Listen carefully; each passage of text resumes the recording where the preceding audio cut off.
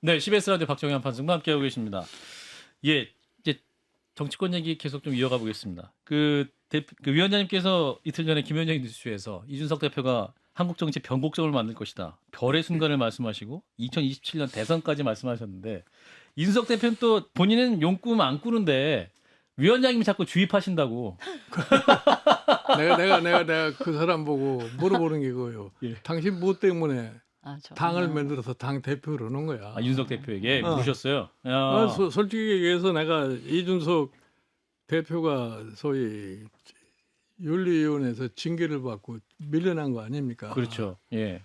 그 내가 이준석 보고 당신은 국민의힘에 있어봐야 아무 희망이 없어. 당신 국민의힘에서 빨리 나와가지고서 내년도에 국회 진입을 못하면 당신 정치 생명이 더 이상 지속될 수가 없어. 예. 그런데도 참 대표를 했다는 미련 때문에 미루고 해가지고서 지난 연말에 당에서 탈당해 나온 맞아요. 거 아니에요. 12월쯤에 나왔죠. 예. 내가 오늘 점심 때 내가 점심을 같이 먹었는데 아, 같이 드셨어요? 예. 이준석 대표가 이제 와서 날 보고 그러더라고. 제가 국민의힘에 가만히 있었으면은 노원에 공천을 받았었고 노원에 가나가서 떨어졌을 거라고 그래. 아하. 응? 예. 그러니까 이제 본인도 이제 터득을 한 거예요. 뭐라는 거. 그러니까 내가 이준석 대표가 이 의원 출마를 할 적에 내가 이준석이가 성공을 하면은 이준석 대표가 한국 정치에 변곡점을 만들 수 있다고 내가 얘기를 한 거예요. 예. 솔직히 얘기해서 지금 보면은 이준석이만큼 일반 국민에게 지금 널리 알려진 인물도 없어요. 그렇죠. 예. 인물도 없고 지금 실질적으로 지금 보수 진영에 여러 사람들이 있습니다만은 과연 누가 다음 대통령 후보감으로 되어 있느냐 그거를 찾기가 힘들잖아요. 그러니까 이준석 스스로가 잠룡들 많이 서운할 용들이 한두 번이 아니실 것 같은데 개혁신당 일단, 대표로서 개혁신당을 갖다가 자꾸 발전적으로 갈 것 같으면은 이제 다음에 2년 후에 오는 지자체 선거에서 아마 내가 보기에 상당한 이 당세 확장이 가능할 거라고 봐요. 2년 후 지자체 선거에서 그렇게 되면은 뭐 여러분 2027년 만약에 지금 헌법 체제대로 대선을 치른다 할 것 같으면 그 중에 뭐 잠룡 중에 하나 될 수 있는 가능성이 충분히 있다고 봐요. 그렇군요. 그럼 이제 보수에 있는 후보들은 이준석 대표보다는 약합니까? 약하지는 않지 않습니까? 내가 뭐 약한지 않느냐는 이제 그때까지 가서 이제 봐야 하는 거지만 내가 보기에 이준석 지금 대표가 이렇게 부각이 될 가능성이 제일 크다고 나는 생각을 해요. 그렇군요. 그러면 사실 지금까지 우리나라 정치사에서 보면 제3의 후보가 성공한 적은 없잖아요. 관심은 끌었지만 왜냐하면 이제 양당 체제가 계속 오래돼서 그런데 그러면 이준석 의원이 나중에 대선 후보가 되는 과정은 개혁신당과 예를 들어 국민의힘이 단일화 과정을 거친다거나 또는 그건 뭐 개혁신당 흡수하거나 결선 투표하자 그런 식으로 말씀하시는 벌써부터 3년 남았습니다. 여러분. 그때 가서 어떻게 되는지 모르지만 지난번 대선 때 국민의힘 내부에 마땅한 후보가 없으니까 검찰총장 하던 윤석열 후보가 갑자기 들어가지고 대통령 된 거 아니에요. 외부에서 영입이 된 거죠, 사실은. 그렇죠. 그러니까 지금 사실 국민의힘의 이 상황을 놓고 봤을 적에 과연 지금 국민의힘의 대표가 누가 될 것인가에 대해서도 상당히 회의적이에요. 차기 당대표 6월 말 7월 초에 있을 누가 당 대표가 돼야지 국민의힘을 정상화시킬 수 있겠느냐. 그러니까 지금 더군다나 이제 앞으로 과연 국민의힘에서 누가 사실 대권 후보로다가 등장할 것이냐 이런 논쟁이 많이 될 겁니다. 그러면 이제 결국 가서 이준석대로 개혁신당을 가지고서 그때까지 가고 그 대통령 후보가 뭐 양쪽에서 나오게 되면은 또 보수 단일화 하자고 또 그럴 거 아니에요. 그렇죠. 그러다 보면은 국민이 결정할 수밖에 없는 거 아니에요. 자연스러운 과정을 거칠 거다는 말씀이시죠. 그런 과정이 있을 수도 있기 때문에 지금 뭐 이준석 본인 스스로는 좀 겸허한 마음으로 주입받고 있다 이렇게 겸손하게 표현을 하고 있지만 저는 자기는 생각이 별로 없는 것처럼 다 김정인 위원장님 때문에 그렇다라고 얘기하고 있지만 본인의 처신에 달려 있어요. 내가 무슨 아무리 얘기를 해도. 위원장님 제가 위원장님 뵈면 꼭 한번 여쭤보고 싶은 게 있었는데요. 저기 그 개혁신당 이제 막 빅텐트 쳤다가 다시 또 이렇게 새미래랑 이제 헤어지고 이렇게 이제 본격적인 선거전으로 들어갈 때 우리 위원장님을 그 공관위원장으로 예. 근데 처음에는 뭐 안 가시겠다 그러다 일단 가셨잖아요. 그 시점에 제가 방송에 나가서 뭐라고 그랬냐면요. 이렇게 사양하시다가 가시게 된 거는 아마도 위원장님께서 이제 국민의힘에 있는 이준석 대표는 너 거기 있지 마라. 희망이 없다. 그러고 이제 끌어내시고 여기까지 왔는데 이제 그러면서 이번에 뺏지 못 달면 미래가 없다. 이렇게도 말씀을 하셨잖아요. 그렇기 때문에 아마 공관위원장으로 가셔서 중이 제 머리를 못 깎는다고 지금 개혁신당의 당세로서 이 지역구에 당선되기는 매우 매우 힘든 그 상황이니까 본인이 비례를 하겠다는 얘기는 할 수가 없잖아요. 그리고 그런 생각은 본인은 안 한 것 같아요. 이준석 대표가 당시에. 예. 예.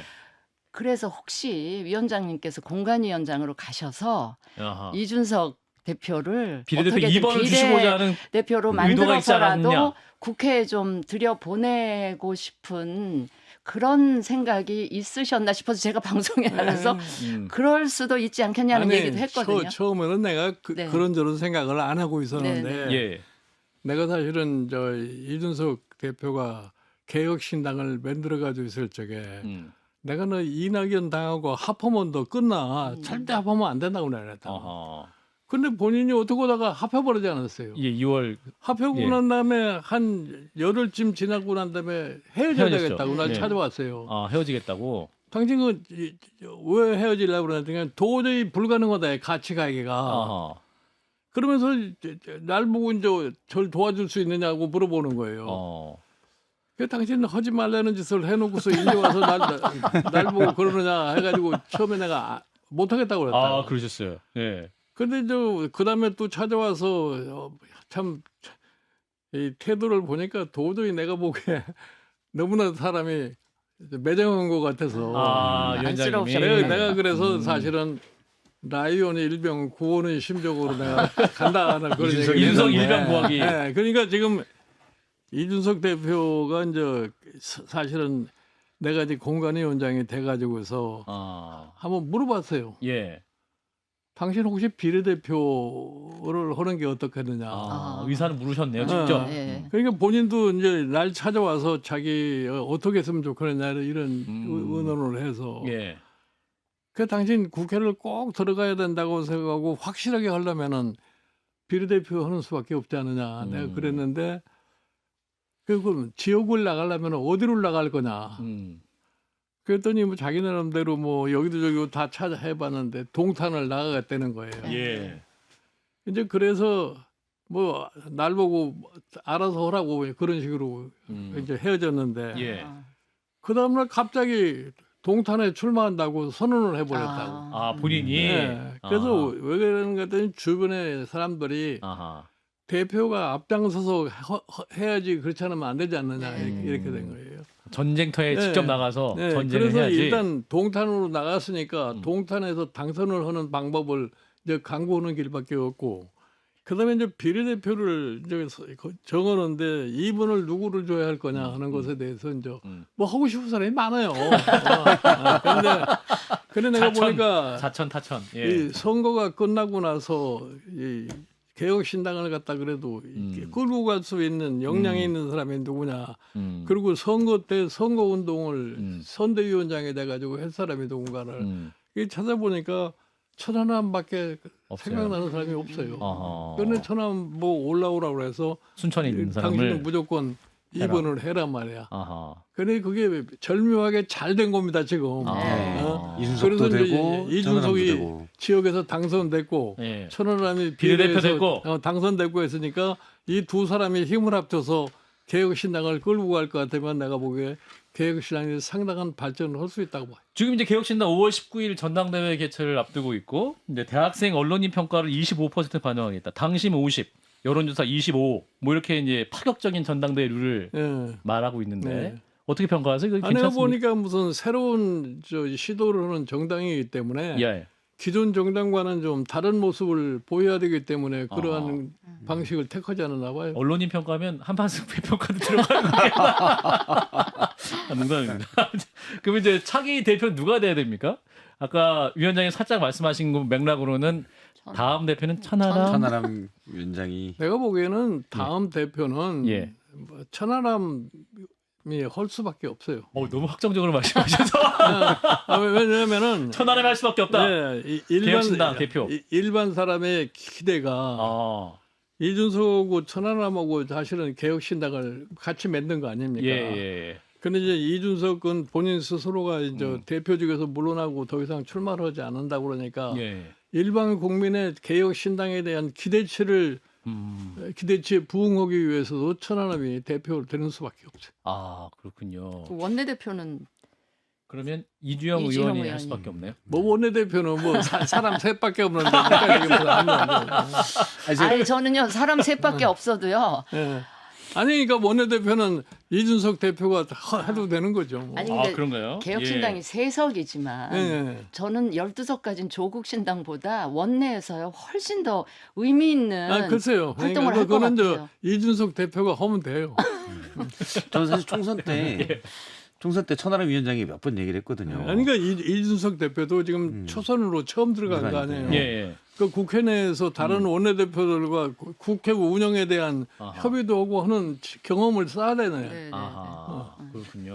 그런 의미에서 또 원내대표도 네. 괜찮겠다라는 말씀. 사실 선거 예. 기간 중에도 이제 제가 천하람 위원장에게 이준석 대선 주자론을 띄워라. 그래야 어쨌든 비례대표 지지율도 올라가고 한국 정치에서 어떤 3당에서 무조건 대선 주자가 있어야 되는데 아무도 대선 주자를 드러내지 않고 하면 이게 나중에 정권을 잡을 수 있느냐라는 게 없기 때문에 많이 모이겠느냐. 일부 팬덤이지 확장성이 떨어진다. 근데 계속 안 나오더라고요. 이준석 대선 아니, 주자론이. 그러니까 뭐 이준석은 그동안에 하는 저 여러 가지 예. 정치 행위를 놓고 봐서 예.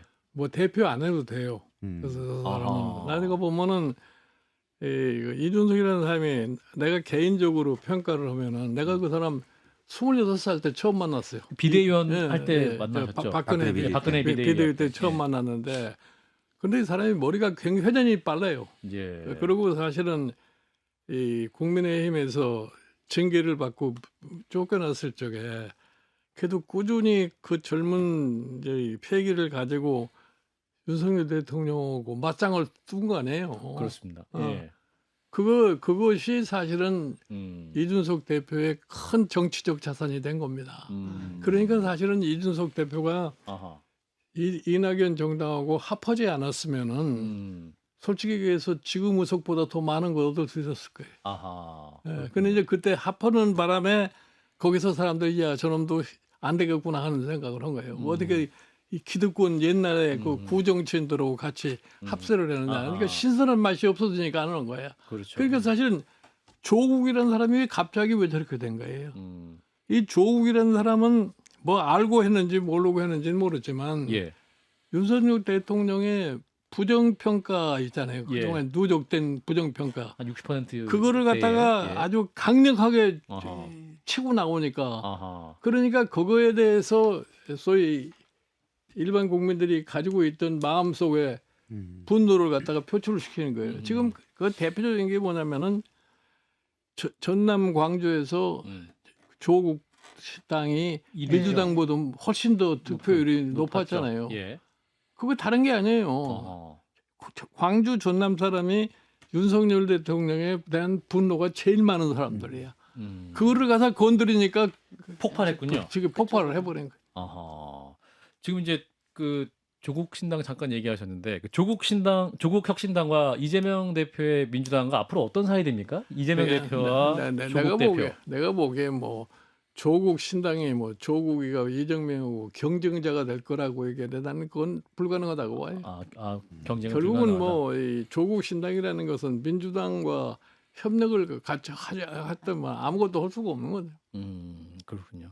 자, 민주당 얘기를 좀 해보면 이재명 대표가 오늘 오후에 이제 유튜브로 중계된 당원과의 만남에서 대통령을 이제 만나게 되면 1인당 25만 원 민생회복 지원금을 얘기하겠다 이렇게 밝혔습니다. 민생회복 지원금 이재명 대표의 제안 어떻게 판단하십니까? 아니 그러니까 사실은 이재명 대표가 얘기하는 1인당 25만 원 한 가구당 따지면 100만 원 이게 또 사이 100만 원 가구면. 가까이인데 그거는 야당이 국민에게 약속한 건데 사실은 대통령이 그거를 수용을 하면 모를까. 대통령이 수용을 안 해주면 그건 아무 효과가 없는 거예요. 예. 수용할까요? 윤석열 내가 대통령이? 보기에는 수용하기 어려울 거예요. 아, 그런가요? 왜냐하면 더군다나 이 윤석열 대통령의 재정 운영의 기본 방향이 뭐냐면 재정 안전성이라는 걸 내걸어 가지고서 예.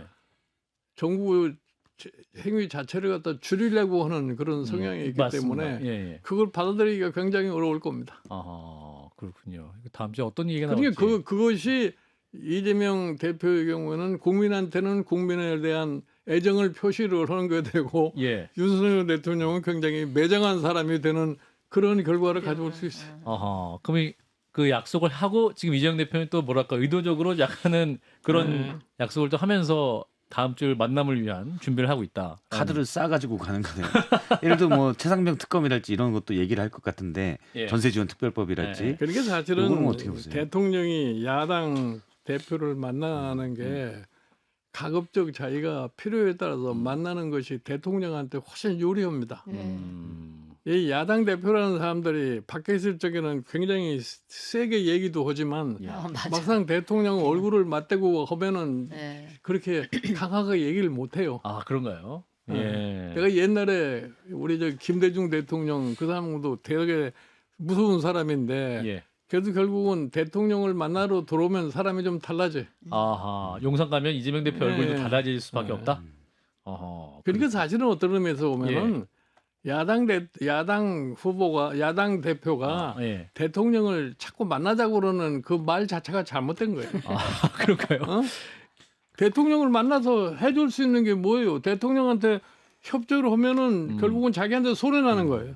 그렇죠. 야당 나는 입장에서 지금 뭐 이 협치가 잘 되기가 어렵다. 뭐 이번에 뭐 총리 인선 같은 거는 되게 합의를 볼 수가 있지만 예. 협치가 어려운 게 뭐냐면은 야당이 여당의 요구에 순응해서 해주면은 예. 자기들이 희망이 없어요. 맞아요. 예. 아하. 여당이 잘못해야지 자기네들이 희망이 있는 건데 그러니까 여당이 해달라는 대로 따라다닐 수가 없는 거지. 그러니까 아하. 야당 대표가 대통령 자주 만나면 자기네한테 손해라고. 하긴 3년 후에 민주당 입장에서 네. 정권 교체해야 되는 사람들인데 이게 또 협치 너무 잘 돼갖고 3년 동안 태평성대가 되면 정권 교체 의지는 또 줄어들 수밖에 없기 때문에 굉장히 여러 가지 복잡한 퍼즐이 있긴 해요. 사실- 아니 그러니까 내가 사실은 이거 저 국민의힘의 비대위원장 할 적에 예. 무슨 뭐 정무수석 이런 사람들이 와서 뭐 대통령하고 밥 점심을 하면 뭐 식사를 한번 어떠냐 해서 내가 쓸데없는 소리 하지만 난 그 사람 만날 이유가 하나도 없어. 사실 그렇기 때문에 원래 대통령이 야당 대표를 더 만나자고 해야 되고 그렇지. 야당 대표는 이게 잘 되면 정권 교체가 안 되니까 도망 다니고 그래야 그런 순서잖아요. 거죠. 예. 그게 바뀌었던 상황인데 자, 다음 주 어떤 근데 상황이 안 될지. 만나줄 것 같으니까 계속 만나자고 하는 거 아닐까 싶어. 오히려 그랬다. 자, 근데 지금 대통령 비서실장이 없는 상태에서 또 이제 대통령이 그 야당 대표 만날 수 있을 것인가. 그래서 다음 주 초쯤에는 일단 대통령 비서실장이 발표되지 않을까라는 예측이 있는데 가장 강력히 거론되는 분 장제원 의원입니다. 어떻게 판단하세요? 위원장님께서는 좀 새롭다. 비서실장. 예, 비서실장으로 유력하다라는 얘기가 나와. 홍준표 시장도 이분을 추천했다고. 하고. 나는 내가 보기에 궁극적으로 윤석열 대통령이 장제원 전 의원을 비서실장으로 받아들이지 않나 이렇게 생각을 해요. 아, 위원장님께서. 왜냐면 내가 윤석열 대통령을 내가 선대위에서 갈리기 전까지 예. 그건 한 뭐 10개월 가까이를 접촉해서 예. 아는데 장제원 비서실장에 대한 신뢰가 대단해요. 당시 이제 선거 캠프에서 네, 했을 때도 선거 캠프에도 어느 정도였습니까? 어떤 걸 보고 신뢰한다 판단하신 거예요? 장제원 의원이 법사위원을 하지 않았어요. 아, 예, 그렇죠. 그 검찰총장 예, 때. 맞아요. 그때부터 인연을 맺어가지고서 아하. 이 장제원 의원에 대한 신뢰가 대단히 크고 사실은 뭐 자기가 국민의힘에 입당을 해가지고 오늘날 이렇게 되기까지의 장제원이 공로가 크다고 하는 그런 생각을 가지고 있어요. 안철수 의원의 그 합류도 장제원 의원이 활약을 많이 했다고 또 뒤에서 얘기도 있고. 그건 모르겠어요. 안철수 알겠습니다. 의원 관계는 어떻게 되는지 모르지만 예. 그러니까 지금 보면은 뭐 빨리빨리 결정을 하는 게 좋아요. 자꾸 시간을 끌면은 아, 숙고한다 그러면 숙고하지 마라. 오히려 국민들한테 괜히 쓸데없는 오해만밖에 생겨요. 그렇군요. 장재원 의원 적당하니까 빨리 임명하시라는 말씀이네요. 내가 보기엔 뭐 장재원이 임명한다고 그래서 누가 뭐라고 할 사람이 없을 거예요. 사실 뭐 야당이 그런가요? 비판한다고 아니 해도 근데 이제 문제는 앞으로 잘하면 되는 뭐냐면은 거니까요. 예. 지금 뭐 인사에 거론되고 있는 국민의힘의 이 예. 사람들 있잖아요. 예. 예. 그 사람들이 전부 다 대선 캠프에 있었고 내각에 같이 있었잖아요. 예. 그러니까 오늘날 윤석열 대통령의 소위 국민의 평가를 공동으로 받아야 할 사람들이에요. 예. 그러니까 그 사람들이 자리를 차지하고 가가지고서 뭐가 달라지겠느냐 하는 그런 의심을 할 수가 있어요. 어? 그러니까 내가 보기에는 사실은 윤석열 대통령의 이번 선거 패하고 나서 가장 사실 심각하게 생각할 거 뭐냐면 예. 자기는 뭐 정책 방향이 옳았다고 그러는데 내가 보기에는 정책 방향이 옳은 것 같지가 않아요. 정책 방향이 옳았으면은 이런 선거 결과가 나올 수가 없는 거예요. 예. 한동훈 위원장은 어떻게 하는 게? 한동훈 위원장, 한 20초 남았습니다. 예. 아. 그 한동훈 위원장은 내가 여기 와서도 늘 얘기를 했지만 예. 너무 빨리 등판을 해가지고 아하. 본인으로서는 엄청난 상처를 입은 사람이죠. 지금. 그러니까 당분간 쉬어야 뭐저 되나? 우리 홍준표 대구시장만 맡다나 뭐 폐쇄자가 됐다니. 아, 예. 예. 자, 오늘 또 총선 후 전국에 대한 이야기 아주 깊이 있고 다양하게 들어봤습니다. 함께해 주신 분 김종인 전 비대위원장이었습니다. 고맙습니다, 위원장님. 네. 네. 수고하셨습니다.